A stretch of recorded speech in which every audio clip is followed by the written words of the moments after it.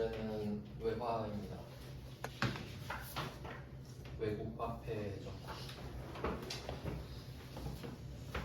한번 보겠습니다. 그럼 외화 거래는 3단계로 구분을 할 수가 있는데 이게 그 단기 매매 증권이랑 좀 비슷해요. 복습하실 때도 같이 하시면 좋습니다. 앞에 배웠던 거 단기 매매 증권을 한번 생각해보면 첫 번째가 취득, 두 번째가 평가, 세 번째가 처분 이렇게 됐어요. 단기 매매 증권 취득, 평가, 처분. 근데 얘는 처분을 하기 위해서 취득을 하는 겁니다. 그렇죠? 비싸게 팔려고 사는 거니까. 그리고 평가는 없을 수도 있었어요. 12월 31일을 안 거치면, 그러니까 예를 들어 내가 12월 1일에 사서 12월 2일에 팔면 평가는 없을 수도 있죠. 그래서 이런 패턴이 있었고, 그 다음 지금 할 거는 외화, 채권, 채무 이렇게 되어 있죠. 둘 다 포함입니다. 채권, 채무. 단기 매매 증권은 자산이죠. 그러니까 굳이 비교하자면 채권 쪽이랑 좀 비슷한데 채무는 반대라고 생각하셔야 돼요. 부채니까. 그럼 얘도 첫 번째가 거래가 시작되는 겁니다. 시작. 얘는 거래가 여러 가지 형태가 있기 때문에. 그다음에 두 번째는 역시 평가고, 세 번째는 끝. 이렇게 가요. 결국 회계가 다 비슷비슷하다는 거예요. 시작을 하면 끝이 나겠죠. 근데 그 시작과 끝이 단기 매매 증권에선 취득과 처분인 거죠. 여기서는 포괄적으로 시작과 끝 이렇게 말을 하는 거고, 얘도 당연히 평가를 안 할 수도 있겠죠. 이런 느낌입니다. 일단 좀 복습할 때 편하시라고 개념을 좀 잡아봤고, 이제 외화를 배우려면 환율을 알아야 돼요. 그림으로 제가 정리를 해놨는데 여기다 필요한 거 추가적으로 메모하시면 돼요. 그러니까 외화가 왜 어렵냐면 우리가 우리나라에선 주로 원화로 거래를 하잖아요. 그러면 원화끼리 거래를 할 때는 비율이 필요가 없으니까 너도 원화 나도 원화 무조건 1대1이죠. 그러니까 뭐 굳이 할 게 없잖아요. 그냥 네 돈 내 돈 똑같죠.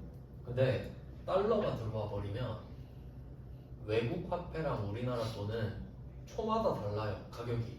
그러니까 주식이랑 똑같다 보면 되거든요. 그러니까 문제가 생기죠. 외화는. 그러니까 우리나라 돈끼리는 아무 문제가 없지. 맨날 똑같으니까. 근데 외화는 초마다 달라. 근데 원화는 초마다 같아. 뭐 이게 차이가 되겠죠? 그러니까 평가가 있잖아요. 예를 들면 아까 우리가 외상 매출금 받으러 이런 거 배웠잖아요. 그럼 내가 이럴 수도 있잖아요. 12월 1일에, 그러니까 2000X1년 12월 1일에 매출을 발생시키고 매출, 그 외상 매출금이 생겼다고 합시다. 그리고 돈을 2000X2년 1월 1일에 받는 거예요. 이때 돈을 받는다고 합시다. 그러면 이 사이에 12월 31일이 껴있죠. 그래도 원화니까 평가를 안 하잖아요. 외상 매출금을 평가할 게 뭐 있어요? 그냥 1000만원 받기로 했으면 1000만원이고 1000만원이고 1000만원 받으면 되죠. 그러니까 원화는 평가 안 하잖아요. 근데 외화는 초마다 가격이 다르다 했죠. 그러니까 12월 31일에 그 가격으로 바꿔주는 게 필요하겠지. 외화는. 원화는 평가 개념이 없잖아요. 이해되세요? 그러니까 외화에는 평가가 나오는 거예요. 외화니까. 그러니까 약간 주식이랑 비슷하다고 생각하시면 돼요. 외화는. 그래서 환율을 한번 보죠. 그림 안에 환율이 있는데 환율의 뜻은 교환 비율입니다. 원화랑 달러랑 교환하고 싶잖아요. 그러니까 환율 비교하는 거 아니에요? 교환 비율. 내가 1000원 줄 테니까 너 몇 달러 줄래? 뭐 이런 거잖아요. 그 개념을 정확히 한번 해보자 해서 그림을 그려놨어요. 자, 이 그림을 기억하셔야 돼요. 제가 1달러 그려놓고 이거 핀으로 꽂아놨죠. 1달러는 그 정도 있다는 뜻이에요.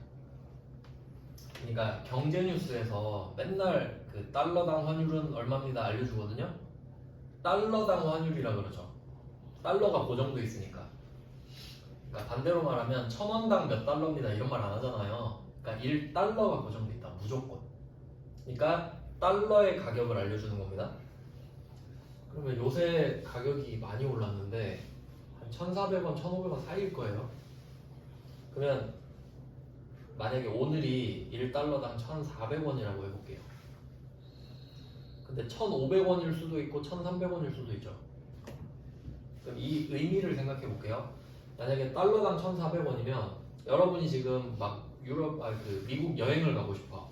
그러면 달러가 필요하니까 은행 가서 바꿀 거 아니에요. 그럼 1달러 살 때 1,400원 줘야 돼. 그러니까 달러를 물건이라 생각하시면 돼요. 근데 어느 날 보니까 1,500원 달래. 어느 날 보니까 1,300원 달래. 뭐 그럴 수 있는 거죠. 물건 가격이 바뀌는 것처럼. 그럼 이때 1,300원에서 1,400원 됐다. 이걸 환율이 올랐다고 말을 하는 거예요. 이건 안 어렵죠. 근데 숨겨진 뜻을 보잖아요. 원화 가치가 떨어진 겁니다. 이건 시험에 나오진 않는데 한번 생각은 해보세요. 그러니까 원래 1,400원을 주면 살 수 있었어. 근데 내가 한 달 뒤에 가서 또 달러 1,400원이면 되죠 하니까 1,500원 달래. 그러면 똑같은 1달러를 사는데 돈을 더 많이 줘야 되죠. 그러면 이 원화의 가치가 약간 희석돼 있다는 느낌이에요. 그러니까 똑같은 1달러인데 더 많이 줘야 되니까 우리 돈 가치가 달러에 비해 훨씬 낮아진 겁니다. 근데 그 원화 가치는 생각하실 필요는 없고 표면적으로 올랐다 내렸다는 어렵지 않죠? 그래서 지금 우리가 알아야 될 거는 환율이 올랐다 내렸다의 개념은 달러는 고정돼 있고 우리 원화가 올랐다 내렸다입니다. 자, 그리고 이 1,400원을 제가 확대해놨죠. 이 1,400원은 어떻게 나왔냐? 밑에 은행 기준 써놨죠? 근데 실제로 그 은행 한번 가보시면 요새 갈 일이 없죠. 홈뱅킹, 막 폰뱅킹으로 하니까. 가끔 은행을 갈 일이 생긴다 이러면 똑같은 원달러 환율인데 환율 5개 있어요. 근데 저는 3개만 적어놨거든요. 그게 왜냐면 금이랑 똑같아요. 금도 시세 한번 쳐보잖아요. 살 때, 팔 때 금 가격 따로 있는 거 아시죠? 왜냐면 그래야 금은방이 먹고 살잖아요. 그러니까 오늘 시세가 한 개가 있는 게 아니에요. 살 때랑 팔 때랑 다르죠. 그럼 여러분이 금은방을 한다고 생각해봐요. 당연히 살 때는 싸게 사고 팔 때는 비싸게 팔겠죠. 같은 날이어도 달러도 똑같이 은행도 돈 벌려고 만든 거 아니에요? 그러니까 살 때 환율이랑 팔 때 환율이 다르겠죠. 그래서 은행 기준 써놓은 게 환율이 이름이 대고객 매도율 써 있거든요. 고객을 대상으로 팔 때. 그러니까 팔 때가 1,420원 써놨죠 제가.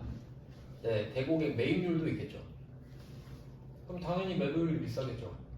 은행 기준으로 팔 때가 비쌀 거 아닙니까? 근데 여러분이 네이버에다가 오늘 환율 치잖아요? 그럼 1,400원 나와요. 개념 아시겠어요? 둘이 평균값으로 나오겠지. 그러니까 이 기준 환율이라는 개념은 실제로 생각해보면 가짜예요. 없어요. 이 기준 환율은 없는 거라고 세상에. 맞죠? 여러분 환전하러 가면 1,420원 아니면 1,380원이잖아요. 근데 그냥 대략적으로 알기 위해 평균을 쳐놓은 게 기준 환율이니까. 그러니까 대고객 매도율이랑 대고객 매입률은 진짜 환전할 때 환율이니까 진짜 환율. 근데 그 두 개를 평균 쳐놓은 게 기준 환율. 아시겠죠? 이건 그냥 상식이에요. 시험에 안 나와도 원래 그냥 이래 원래. 근데 그걸 제가 1,400원이라 써놓은 거라고. 그러니까 이 1,300, 1,400, 1,500은 네이버 기준 환율인 거지. 그리고 또 은행마다 고시 환율이 달라요. 왜냐면 지들이 사온 달러 가격이 또 다르거든. 맞죠? 금은방도 자기 금 사온 가격 다 다르듯이. 그러니까 달러를 물건이라 생각하시면 편해지지. 자, 그리고 그 기준 환율은 또 옆에 오른쪽에 써놨죠. USD가 그 유나이티드 스테이트 아메리카 달러. 그러니까 원래 화폐 단위를 3글자로 쓰거든요. 그러니까 USD는 달러고 KRW는 코리아 원이겠죠. 그럼 이 두 개를 비교한 게 기준 환율이에요. 근데 만약에 엔화 비교하고 싶을 때 있을 수 있죠.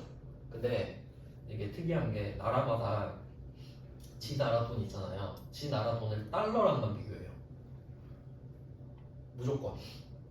그러면 걔네들도 다 기준 환율이 있을 거 아니에요. 근데 내가 엔화랑 비교를 하고 싶잖아요. 코리아 원이랑 재팬 엔이랑 비교 환율은 없어요. 그러니까 일본의 기준 환율이랑 우리나라 기준 환율을 붙여서 비교해. 달러는 똑같으니까 그걸 재정 환율이라 그래요. 그러니까 달러는 기준 환율이라고 말하고 다른 화폐는 다 재정 환율이라고 말해요. 참고로 알고 계시면 됩니다. 어차피 같은 개념인 거지. 자, 그럼 여기까지 정리가 됐죠? 자, 그러면 이제 마지막 그림 아래쪽에 보시면 자산과 부채 이렇게 있죠. 그러면 이제 자산은 제가 종류를 안 적어놨는데 옆에 따로 적어두시면 자산에는 시험에서는 두 개가 나와요. 외상매출금, 외상매출금이랑 대여금 이렇게 두 개 나옵니다. 자산 종류가. 그 다음에 부채는 반대겠죠? 외상 매입금 그리고 차입금 나오지 않겠습니까?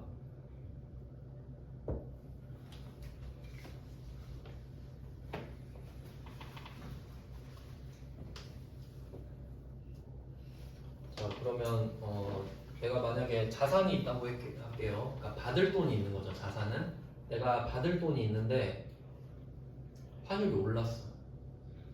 뭐 삼성전자나 하이닉스 이런 데 있죠. 보통 팔잖아요, 해외에. 그러면 돈을 보통 나중에 받기 때문에 배에다 물건 실을 때 환율로 계산을 해요. 아까 보셨죠? 그리고 돈 받을 때 환율로 실제로 받을 거 아니에요. 그럼 그 사이에 환율이 올랐어. 그럼 기분 좋겠죠. 왜냐면 가치는 떨어졌어도 일단 많이 받잖아요.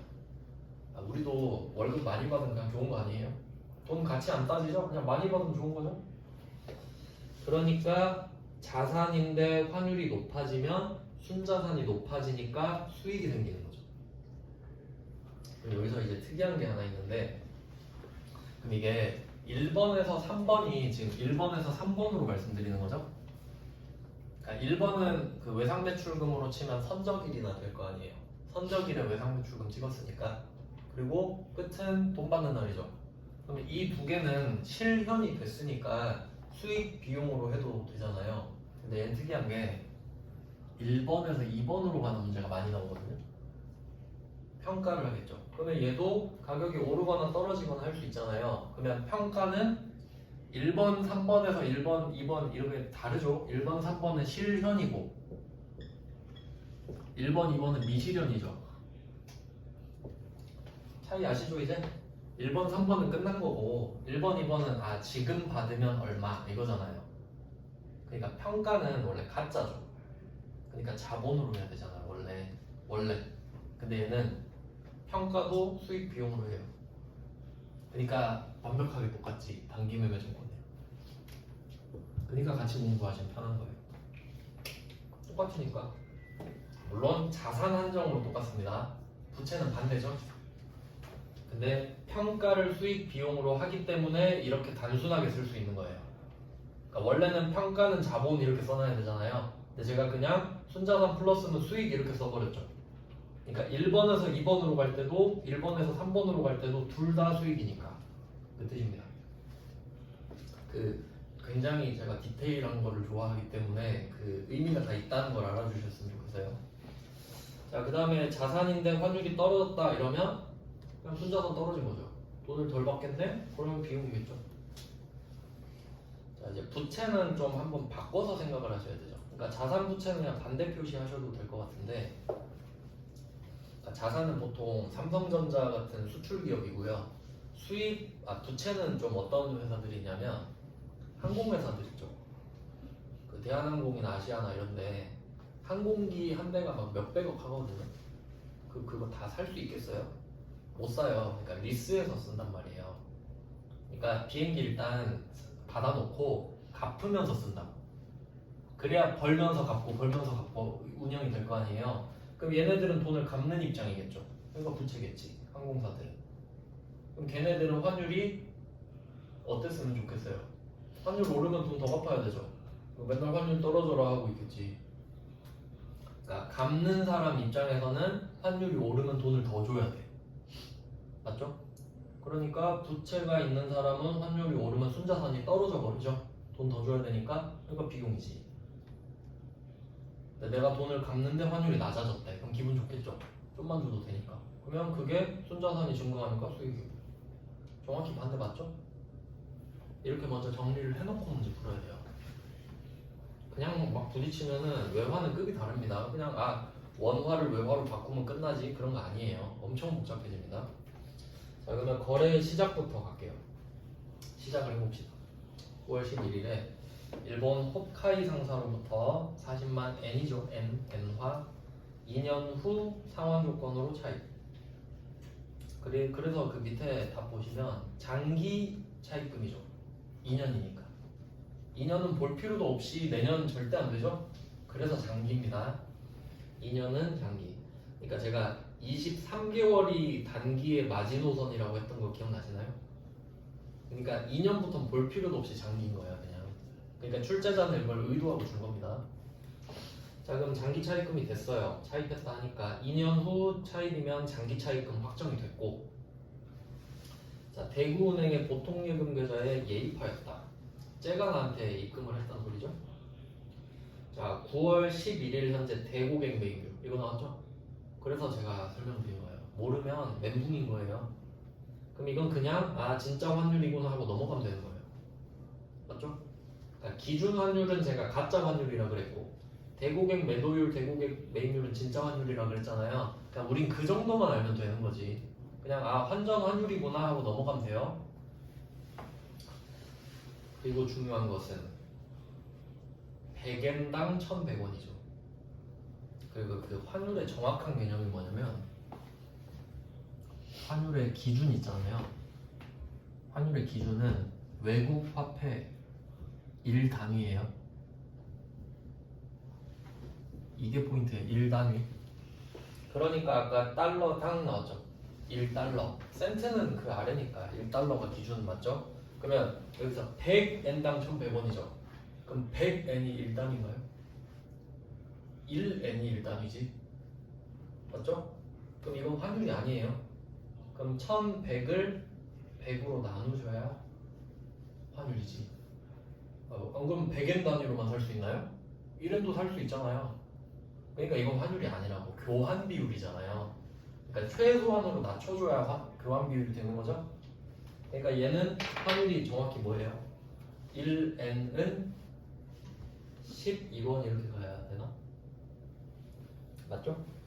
1,100을 100으로 나눠봐요. 둘 다 0 두 개 지우면 되잖아요. 그럼 1엔당 11원 맞죠? 그게 환율이라고. 그러니까 다시 써주세요. 환율은 1엔당 11원. 1엔당 12원. 이해되셨죠? 대충 그 한 10배 정도 되는 거 아시잖아요. 지금은 한 0.8배 정도 되죠. 그러면 이때 이게 그 정확한 느낌을 보면 원래 우리 구분할 필요는 없는데 진짜 환율이니까 그 얘네가 엔화로 입금을 해줬을 거야. 40만 원을. 근데 나는 그걸 환전을 해버린 거지. 그럼 그 환율이 지금 11원이니까 40만 원을 받자마자 여러분은 440으로 바꿨겠죠? 맞잖아요. 지금 환전 환율을 알려줬으니까 환전을 했단 소리겠지. 기준 환율이 아니잖아요. 그러니까 지금 여러분 보통예금에 대구은행 보통예금에 원화로 440이 찍혀있을 거라고.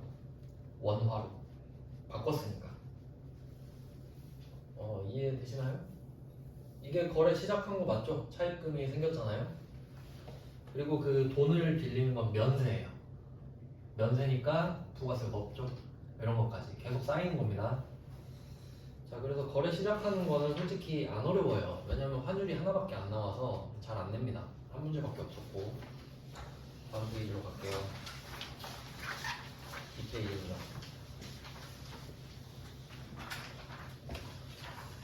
이 페이지 이번에 평가죠. 이제 평가로 가요. 시작은 거의 문제를 안 내고요. 평가를 많이 내요.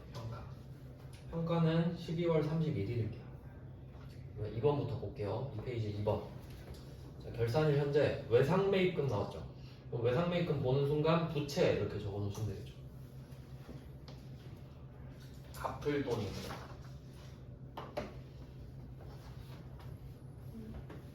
자, 외상매입금 잔액이 나왔고요. 그 다음에 1월 2일을 미국에 소재한 원재료 공급거래처 노보노로부터 원재료 5,500달러를 외상으로 매입하고 미지급한 잔액 2,000달러가 포함되어 있다.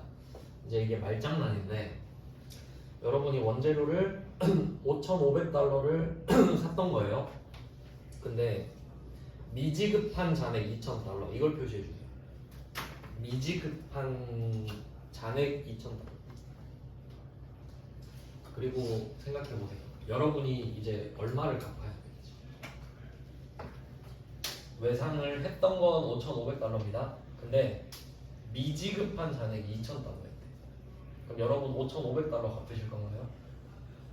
2,000달러 갚아야 되죠? 그러니까 이런 건 장난으로 잘 내요. 그래서 여러분은 지금 기준이 2,000달러라는 걸 알고 계셔야 돼요. 그러니까 5,500x 치고 2,000에 동그라미 쳐야죠. 시험장 가서는 그렇게 해야 안 헷갈릴 거 아니에요. 그러면 2,000달러를 계산을 할 거예요. 자, 그러면 매입 시 기준 환율은 1,100원 이렇게 돼 있죠. 매입 시 기준 환율은 1,100원. 그리고 결산 시 기준 환율은 1,200원. 제가 이거 하는 법 알려드릴게요. 계산하는 거.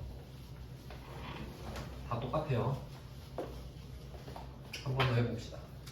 무조건 오늘 금액을 적습니다. 자, 오늘 1,200원이죠? 1,200원.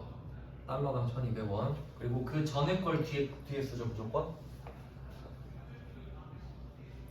1,100원. 자, 무조건 오늘 걸 앞에 쓴다고 했습니다. 그러면 지금은 오늘 게 더 크죠? 그러면 차이가 얼마나 나요? 100원 나죠, 100원. 달러당 100원 나죠. 그럼 지금 플러스 나는 거 보이시죠? 근데 문제는 이게 부채라는 거예요. 맞죠? 그러니까 이렇게 답을 일단 뽑아내. 플러스 100원. 근데 부채니까 반대로 해야지. 그러면 어떻게 돼요? 부채 플러스 100원 이렇게 되죠. 부채 플러스 100원이니까 얘는 순자산 마이너스 100원 이렇게 해석해야죠. 부채가 는다는 소리가 순자산이 줄어든다는 소리잖아요. 그러니까 부채는 이것 때문에 복잡해지는 거예요. 그러니까 부채 연습을 많이 해보셔야 돼요. 그럼 다시 정리할게요. 이번 문제는 외상매입금을 보는 순간 부채다 라고 따로 적습니다. 엄청 중요한 거죠. 부채. 그리고 환율을 계산해봐요. 오늘 걸 무조건 앞에 씁니다. 오늘 거. 이건 이 시험에 국한된 게 아니고 그냥 원래 이렇게 하는 거예요. 계산할 때. 오늘 거 적고 옛날 거를 뒤에다 뺐죠? 그리고 계산해 보니까 플러스 100이 나왔어. 근데 이건 부채였어. 아까 적어놨죠? 그럼 부채 100원이 늘었단 소리는 순자산이 100원이 줄었단 소리야. 그럼 이건 비용이구나. 이렇게 결론이 나는 거죠. 그러니까 순자산 개념이 엄청 중요한 거예요. 그냥 부채로 하면 헷갈리거든요. 그러니까 부채를 순자산으로 치환해야 돼 꼭. 그래야 안 헷갈려요. 부채가 늘면 내 돈이 줄어들겠구나 이렇게 생각해야 된다는 거지. 자, 그러면 여기까지 세팅이 다 됐죠? 그러면 지금 100원이 문제잖아요. 100원. 근데 우린 2,000달러 해야 돼. 이게 약간 어떤 느낌으로 보면 되냐면 그 주식이랑 좀 비슷하다고 했죠? 그러니까 수량이랑 단가 있는 거 아시죠? 주식이. 수량 단가. 그러니까 예를 들어 내가 삼성전자 5만원에 10주 샀다. 그러면 10주 곱하기 5만원 이렇게 곱하잖아요. 그러면 이 외화도 그렇게 생각하는 거지. 그래서 저는 외화를 이렇게 생각해요. 2,000달러가 있잖아요. 그러면 내가 2,000달러를 갚아야 되면 이 2,000달러 자체는 안 변해요. 그러니까 2,000달러가 3,000달러가 되진 않잖아요. 갑자기 1,000달러로 줄어들지도 않고. 그러면 이 안 바뀌는 2,000달러 있죠. 걔를 수량으로 생각해요. 왜냐면 주식도 수량은 안 바뀌잖아요. 단가가 바뀌지. 맞죠? 그래서 여기에 수량을 2,000을 넣어. 왜냐면 단가는 환율로 생각하면 되지. 얘는 올랐다 내렸다 하니까. 근데 지금 올랐죠. 근데 난 부채야. 어쨌든 100원이잖아요. 그러면 2,000달러에 100원을 곱해요. 근데 20만원 나오죠? 근데 그게 부채니까 여기다 넣는 거지. 순자산 마이너스 20, 비용 20. 그리고 답을 보시면 돼요. 그 외상매입금이라는 부채가 20이 는 거잖아요. 그러니까 대변에 더 늘려주면 되죠. 얘한테 지금 20만 원 더 갚게 생겼잖아요. 오늘 갚으면 환율 때문에. 그러니까 거래처도 한 번 더 써줘야지. 오늘 갚으면 얘한테 20 더 줘야 되니까.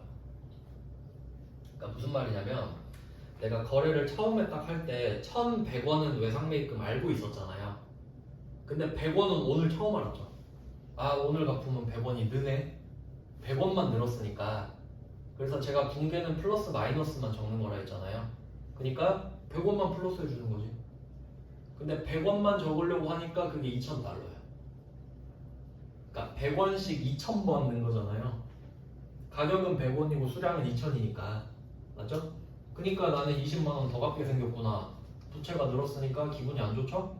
비용이 늘어야죠. 그러니까 이게 평가 손실이랑 똑같잖아요. 그러니까 지금 우리가 20만 원 더 갚아야 되는 게 단기 매매 증권으로 치면 20 떨어진 거랑 똑같지 않습니까? 결국 순자산 20 날아가는 거잖아요. 그러니까 순자산으로 계산하는 게 편하다 이거지.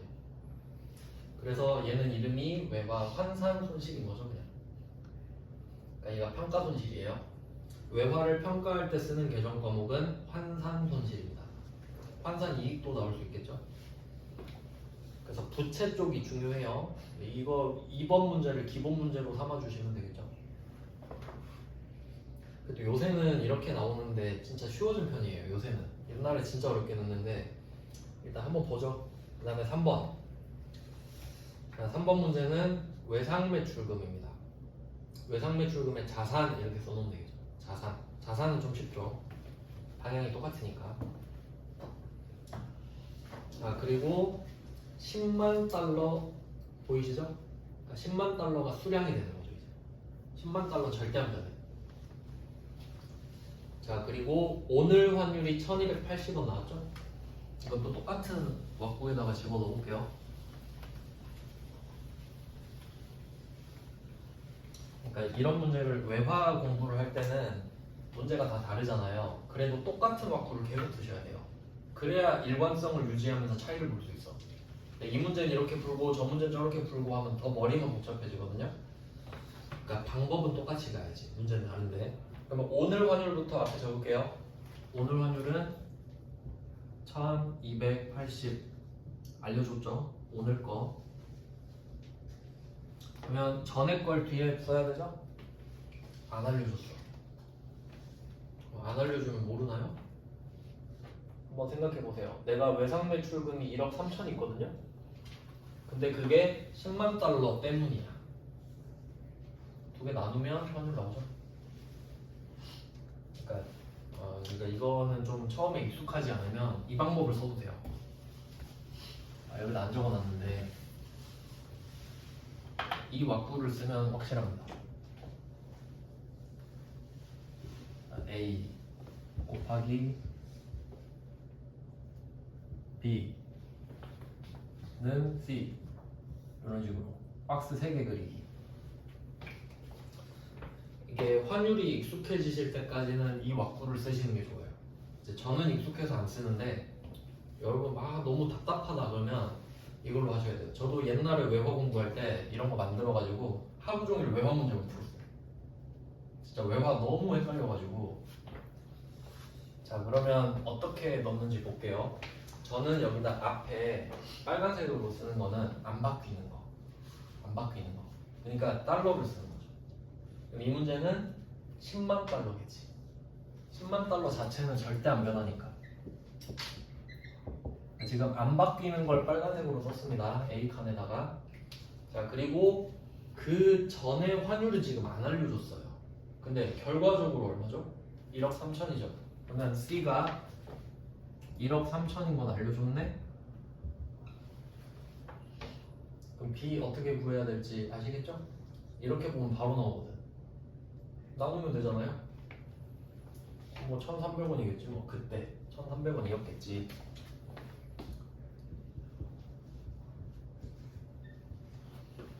이렇게 저절로 나왔죠? 이걸 알아서 구하라는 소리잖아요. 알아서. 그러니까 2번보단 3번이 어렵죠? 2번은 둘 다 알려줬잖아요. 3번은 에이 옛날 건 네가 찾아봐 이거죠? 자 이렇게 해서 1,300원을 찾았습니다. 그리고 이 자리로 보내야지. 여기다 쓰려고 찾은 거니까. 맞죠? 자, 이제 답을 구해봅시다. 환율이 떨어졌네요. 20원 떨어졌네. 자, 그리고 얘는 자산이죠. 자산. 그럼 방향 바꿀 필요 없이 그대로 하면 되죠? 그러면 이렇게 생각하면 돼요. 지금 20원의 자산이 오른 거예요. 맞죠? 플러스니까 지금. 아, 마이너스 죄송해요. 마이너스인데 앞에 게 더 크니까. 네, 마이너스가 나왔어요. 자산이 20원이 줄었다. 그러면 달러당 20원이 줄었잖아요. 근데 몇 달러 있어요? 10만 달러. 20원이 줄었는데 10만 원 줄었어. 이렇게 봐야죠. 얘가 수량 개념이라 했으니까. 가격이 20원 떨어졌죠 지금? 자산 마이너스 20원? 이제 10만을 곱해야지. 200만 원 떨어진 것 같죠? 자산이 200만 원 떨어졌다. 그 자산 이름이 외상매출금. 자산 떨어지니까 순자산 줄고 기분 나쁘죠. 외화 환산 손실. 그래서 2번은 부채가 늘었는데 손실이고 3번은 자산이 줄었는데 손실이고 둘 다 순자산이 줄었으니까.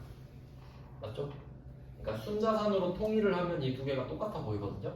근데 그렇지 않으면 얘는 부채고 얘는 자산인데 이렇게 돼버려요. 결과값은 순자산으로 바꿔주시면 돼요. 그러니까 지금은 자산이 줄었으니까 순자산이랑 방향이 같죠.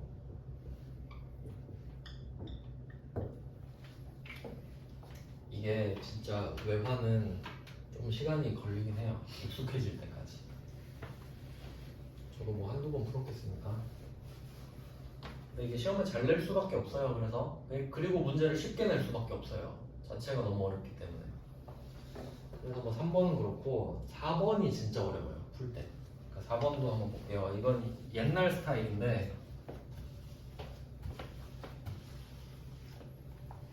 진짜 옛날 시험이 어려웠거든요.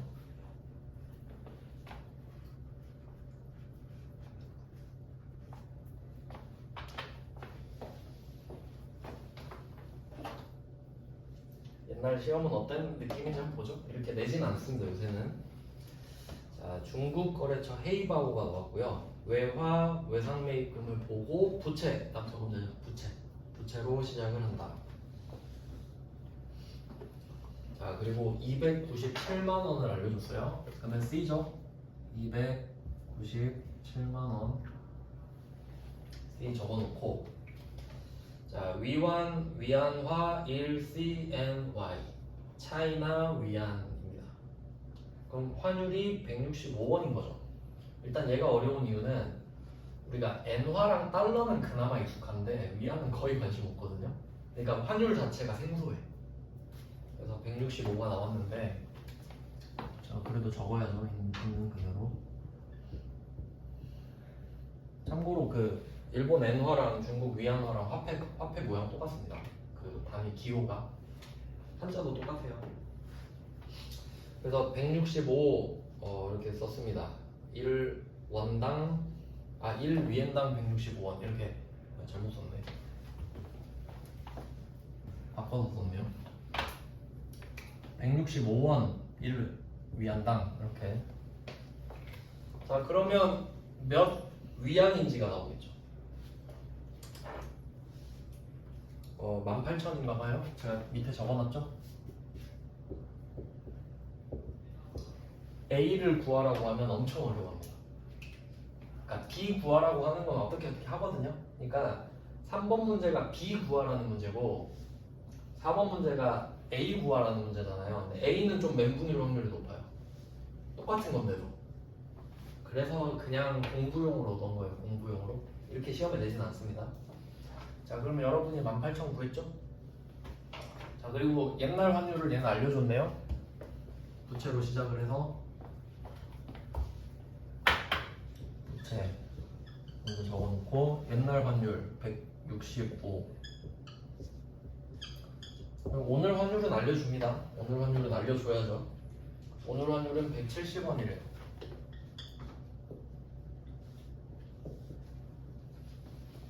자, 그럼 오늘이 170, 전에 게 165 플러스 5죠? 근데 부채야. 플러스 5인데 18,000 곱해야 되죠? 그러면 9만 나오잖아요? 9만인데 부채가 9만이 들었어. 그러면 순자산 마이너스 9만이죠. 그러니까 결국 순자산이 포인트예요. 순자산. 그래서 외상매입금이 늘었다. 그러니까 왁구는 2번이랑 4번 문제가 똑같죠. 다 보면. 결국 그게 그건데 이게 얼마나 체계화돼 있느냐 이런 거예요. 그래서 3번과 4번은 옛날 문제 스타일로 보시면 되고 그 2번이 좀 최근 스타일. 2번은 환율을 다 알려줘 버리죠. 근데 혹시 모르잖아요. 또 어떻게 될지 모르니까. 그 다음에 3페이지로 갈게요.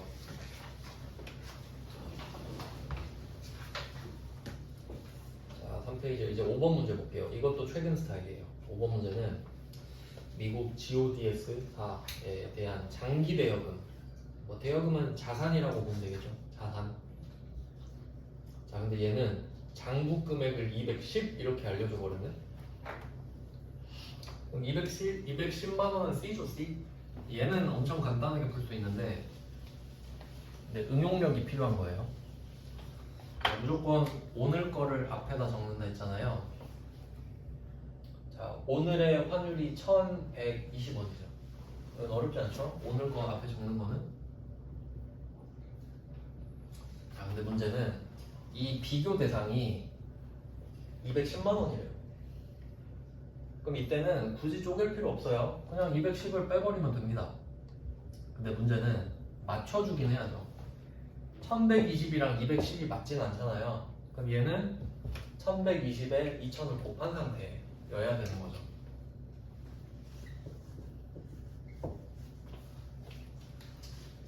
그래서 이런 문제는 되게 간단하게 풀 수 있어요. 그러니까 2000달러에 오늘 환율을 곱한 거 여기서 옛날 거 금액을 빼버리면 되는 거죠. 장부 금액이 옛날 금액이니까. 밑에 다 써놨네요. 보고 한 거 아닌데 제가 답을 썼으니까 똑같이 말하겠죠. 그래서 공식이 결과적으로 이렇게 된다는 거예요. 그러니까 굳이 쪼갰다가 다시 곱할 필요가 없으니까 그냥 곱해서 총액을 만들어 버리자 이거죠. 그러니까 왜냐면 210만 원도 2000달러에 얼마를 곱한 금액일 거 아니에요. 그러니까 그냥 얘는 냅두고 앞에 그냥 2000을 곱해버리자 이거지. 그렇게 하면 자산이 14만 원 드니까 순자산이 14만 원 들고 외화 환산 이익이 될 것이다. 이런 거죠. 이름은 장기대여금. 결국 다 그거예요. 그러니까 외화는 이제 본인이 많이 풀어보는 수밖에 없습니다. 뭐 이런 식으로 연습 문제는 다 답 가리고 풀어보시고요. 답 안 보고 풀어보셔야 돼요. 그 다음에 7번 문제는 6번 그냥 넘어가고 따로 풀어보시면 되고 7번은 포인트가 하나 있어요. 여기에 그 답에 보시면은 선급금 이렇게 써있죠. 선급금 뒤에 비화폐성 이걸 표시를 해볼게요. 비화폐성이 중요해요. 그리고 선급금 반대 선수금도 있죠. 제가 아까 강조했었는데 선수금은 부채인데 좋은 부채라고 말씀드렸죠. 수익으로 다 바뀌는 부채잖아요. 그리고 또 생각을 해보세요. 선급금은 자산이고 선수금은 부채인데 그럼 선수금 부채로 생각을 해볼게요. 여러분이 만약에 선수금이 10억이 있어요. 그럼 이 10억이라는 부채가 갚을 돈인가요? 돈을 갚는 게 아니고 물건을 줘야 되죠. 그러니까 돈을 주는 게 아니고 물건을 줘야 되죠? 그러면 그건 비화폐성 부채네. 돈을 주는 게 아닌데 부채잖아요. 맞죠? 그럼 내가 돈을 줄 게 아닌데 왜 평가를 해? 지금 돈을 줘야 되니까 얼마나 줄지 평가하는 거 아니에요. 근데 나는 결과적으로 제품만 주면 되죠. 그러니까 평가를 안 하죠. 결과적으로 선급금, 선수금도 달러가 있을 수 있잖아요. 평가 안 한다가 정답이지 그냥. 이유는 돈을 주고 받는 게 아니니까 선급금, 선수금은. 맞죠? 그건 그냥 상식으로 알고 계시면 돼요. 그러니까 평가를 왜 하는지를 알려드리는 거예요. 그래서 제가 원화끼리는 평가 안 한다 그랬죠. 그리고 선수금, 선급금도 평가하면 안 되지. 이유가 없으니까. 돈을 주고 받는 게 아니니까 그렇습니다. 이걸 왜 알려드리냐면 이거 세무 2급이잖아요. 최근에 나온 건데 원래 세무 1급에만 냈어요. 근데 최근에 세무 2급에 된 거야. 회계 1급에 안내라는 보장은 없잖아요. 그리고 외우면 풀 수 있는 거죠. 혹시 달러인데 선수금 선급금 나온다면 바로 X치기 참고로 알아두시고, 그 다음에 4페이지로 갑니다. 이거는 둘 다 세무 1급 건데 그냥 응용 문제로 풀어보시면 돼요. 어차피 다 똑같고 이제 뒤쪽에 5페이지로 바로 가시면 됩니다. 자, 3번은 거래 끝. 방금은 평가를 한 거고 거래 끝 이렇게 있는데, 이것도 이제 패턴이 좀 있습니다. 이게 조금 어려운 편이라 잘 내진 않고 평가를 주로 내요. 그래서 평가는 아까 보셨을 때 패턴이 차변에 하나, 대변에 하나. 단기매매증권 평가도 그랬죠. 왜냐면 차익만 조정하니까 차변, 대변 하나씩밖에 안 나왔어요. 그리고 단기매매증권 처분도 한번 생각해봐요. 단기매매증권 처분은 3개 나왔거든요. 내가 알고 있던 장부금액, 그리고 받는 돈, 차이, 이렇게 3개 나오죠. 그럼 거래가 끝나도 3개가 나오겠지. 처분이랑 똑같잖아요. 그리고 얘는 패턴이 이렇게 될 거예요. 첫 번째가 시작, 2번이 평가, 3번이 끝이었죠. 그럼 지금 3번이 끝이니까 문제를 이렇게 낼 수 있는 거죠. 결국 오늘이 끝났다라고 문제를 낼 거잖아요. 1번에서 3번을 낼 수도 있고요, 2번에서 3번을 낼 수도 있어요. 어떤 차이냐면, 그러니까 이 첫 번째 패턴은 뭐냐면 올해 거래가 시작돼서 올해 끝나는 거야. 12월 31일 없이. 그러면 시작됐던 환율이랑 오늘 환율만 비교하면 끝나죠? 그러니까 평가랑 다를 게 없지. 결국 그때랑 오늘 것만 비교하면 되잖아요. 근데 끝나는 것 뿐이에요, 평가가 아니라. 근데 어렵게 되면 작년에 거래를 시작시켜버리는 거예요. 작년에 시작하면 당연히 작년 말에 평가를 했겠죠. 근데 얘는 평가를 해도 수익 비용으로 회계 처리한다고 했잖아요. 그리고 작년의 수익 비용은 올해 수익 비용과 상관이 없죠. 그러니까 단기 매매 증권이랑 똑같아지는 거예요. 단기 매매 증권 평가 기억나요?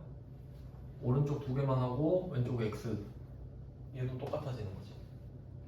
그러니까 혹시 작년에 거래를 시작했다 하면 당연히 거래 작년에 시작했으니까 작년 말에 평가하고 오늘 끝날 거 아니에요. 그러면 처음 거 환율은 필요가 없지. 작년 말 거랑 비교해야지. 이게 포인트가 또 되는 거예요. 어렵게 하면. 한번 볼게요. 직접 봐야 뭐 알겠죠? 자, 그럼 10번 문제 보시면, 자, 선적일자 9월 10일, 오늘 9월 20일이죠. 그럼 얘는 평가 없음 이렇게 써놓으세요. 평가 X 없잖아요, 사이에. 12월 31일이 없죠? 그럼 그냥 그때 환율이랑 오늘 환율 비교하면 끝나는 겁니다.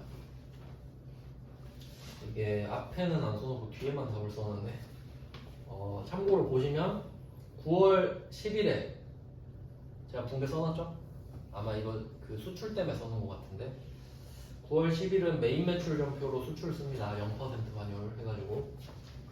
자, 제품 매출이 3만 곱하기 1200 이렇게 됐었겠죠? 별표 하나짜리 보이시죠? 자, 그 다음에 오늘이 9월 20일이잖아요. 얘는 일반 전표야. 팔 때는 거래니까 메인 매출 전표고, 이건 이제 돈만 받는 거니까 일반 전표. 아시죠? 2개 세트인 거. 자, 그러면 외상 매출금은 3,600이 그대로 없어져야 되죠. 이건 안 어렵죠? 3,600이라고 적어놨으니까. 근데 받는 돈은 1,250원으로 받아야 되죠. 그러니까 장부금액 3,600은 먼저 적어줘야 되고, 얘가 1번, 2번이 보통예금. 그럼 차이가 나겠죠? 그러니까 3개지. 똑같지 않으면 무조건 3개가 나오겠죠? 그러니까 이게 그거랑 똑같잖아요. 이 외상 매출금을, 아이고 외상 매출금 잘못 적어놨죠? 자산 마이너스. 죄송합니다. 복사 붙여넣기를 많이 해가지고. 자, 외상 매출금이 자산 마이너스잖아요. 그러니까 이걸 단기 매매 증권으로 바꾼다 생각해봐요. 그러면 단기 매매 증권 3,600짜리를 3,750에 팔았다. 그러면 이때 외환 차익은 처분이익이랑 똑같죠? 완전 똑같잖아요. 그래서 똑같다고 한 거예요. 이름만 다르지. 그러니까 비슷한 건 묶어서 보셔야지. 그러니까 가성비가 좋잖아요. 그러니까 얘는 단기 매매 증권이랑 꼭 같이 해보세요. 시너지가 있습니다. 물론 수수료는 없죠. 취득처분 수수료는 없는데 나머지는 다 똑같아요. 그리고 또 이름이 외환차익이죠. 아까 평가는 외화 환산이익이었어요. 옆에다 비교 하나 써도 헷갈리니까. 그러니까 끝나면 외환차익이고 평가하면 외화 환산. 이거 외울 수밖에 없어요. 원래는 구분할 필요가 없는데 구분을 해놨더라고요. 실제로 저는 구분할 필요 없거든요. 그 다음에 이제 11번으로 가볼게요. 자, 얘는 이제 날짜를 한번 보겠습니다. 이거는 그냥 날짜 장난친 건데, 자, 9월 23일에 선적일자 써있죠. 아까 제가 알려드렸죠. 선적, 기적, 일의 분계 찍는 거다. 그러면 9월 23일은 맞아요. 분계하는 날이에요. 근데 도착일자 9월 28일 여기다 X표 칠게요. 아니, 한 줄 그어두시면 돼요. 자, 생각을 해보세요. 도착한 게 뭔 상관이야? 돈 받는 게 중요하지. 그러니까 배에다 물건을 싣는 건 기준일이라서 중요한 거고, 도착한 거는 뭐 알바입니까? 뭐 돈만 잘 받으면 되죠. 물론 도착해야 돈을 받지만 도착은 잘했다고 항상 가정하기 때문에, 그래서 시험에서 혹시 도착일자 나오면 무조건 그으세요. 아무 짝에도 쓸모없습니다. 그러니까 도착일자는 지금 이 문제에서 쓸모없는 게 아니고 그냥 아무 때나 언제든 쓸모없어요. 헷갈리라고 주는 거예요. 알겠죠? 자, 그럼 문제 풀게요. 그러면 그 환율 박스에도, 박스의 환율도 9월 28일을 그어버려야겠죠? 도착일자가 필요 없으면 그날 환율도 필요 없잖아요. 그리고 결과적으로 9월 23일에서 10월 7일 이렇게만 넘어가면 되죠. 그러니까 10번과 11번 문제가 똑같거든요. 근데 11번 문제는 일부러 도착한 날 환율도 집어넣어서 헷갈리게 한 거잖아요. 그거 빼면 10번 문제랑 똑같죠. 뭐 그런 차이고 따로 풀진 않고요. 그 다음에 이제 6페이지로 한번 가보겠습니다. 이거 한 문제만 보고 쉴게요. 요거는 제가 자세히 적어놨습니다. 그러니까 제일 어려운 문제예요. 12번 문제가. 자, 12번 문제 한번 볼게요. 자, 박스 안에 환율을 3개를 보시면 얘는 연도가 2개죠. 19, 19, 20 이렇게 돼 있죠. 근데 19, 12월 5일, 19, 12월 31일, 20년 7월 22일 이렇게 돼 있죠. 날짜가 3개잖아요. 그러면 지금은 19년 12월 5일 환율이 필요가 없죠. 그래서 끄어두시면 돼요. 이유는 아까 말씀드린 것처럼 얘는 단기 매매 증권이랑 성격이 똑같기 때문에 오른쪽 2개 동그라미 치고 왼쪽 건 다 날린다. 이 독성 때문이에요. 평가를 수익 비용으로 하기 때문에. 근데 이 부분이 이해가 좀 어려울 수 있으니까 제가 분계 3개 다 넣어놨거든요. 요건 자세히 볼게요. 이해 안 되시면 12번으로 공부하시면 돼요. 자, 12번에 첫 번째 분계 보시면 X 1년 12월 5일이죠. 이게 19년이에요. 처음 분계를 보죠. 지금 2만 달러가 기준이기 때문에 2만 달러 곱하기 1,100원을 했겠죠, 당연히. 그래서 외상 매출금 2,200이 찍혀 있습니다. 12월 5일에. 그리고 12월 31일에 평가를 했는데 50원 올랐죠. 50원 곱하기 2만 했겠죠? 그게 100만 원이잖아요. 그래서 외상 매출금 100만 원 올렸죠. 그리고 토탈 합계 보세요. 이제 2,300만 원 됐죠. 그러니까 이 부분도 한 번은 생각해 보셔야 되는데 2,200 더하기 100만 원 여기까지 이해되셨죠? 2,200으로 시작했는데 평가에서 100만 원을 얹어줬잖아요. 그럼 얘는 어떤 금액이랑 똑같냐면 2만 달러랑 오늘 그 12월 31일 환율이 1,150원이죠. 1,150원 한 거랑 똑같겠죠, 당연히? 맞죠? 이 금액으로 만들어 주려고 100을 플러스 한 거니까. 그러니까 엄밀히 따지면 이게 1,100원짜리랑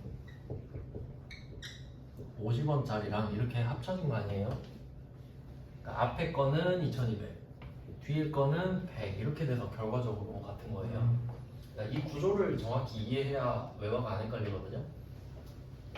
그래서 결과적으로는 2,200에 100을 더했든 2만 달러 곱하기 1,150원을 했든 어쨌든 2,300이에요. 외상 매출금은.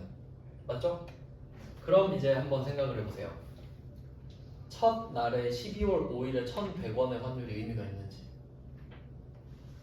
의미 없잖아요. 어차피 1,150원으로 바뀌어 있잖아요 지금. 그러니까 결과적으로는 필요가 없다는 걸 보여드리려고 붕괴를 3개 넣어놨지. 맞죠? 그러면 약식으로 하면 그냥 1150 곱하기 2만으로 계산해도 되죠 이제? 그러니까 첫날 환율은 필요가 없는 거예요. 그래서 결과적으로 외상 매출금이 2,300이 내려오죠? 그리고 오늘 환율은 1,050원이니까 보통 예금에 2만 곱하기 1,050원 적으면 덜 받았으니까 외환 차손. 이런 내용이에요. 외환은 좀 여러분이 많이 복습을 해보셔야 돼요. 제가 설명할 걸 별로 없는데 여러분 복습하는 시간이 좀 많이 필요할 것 같아요. 좀 쉬다가 이제 다음 자료로 또 넘어갈게요.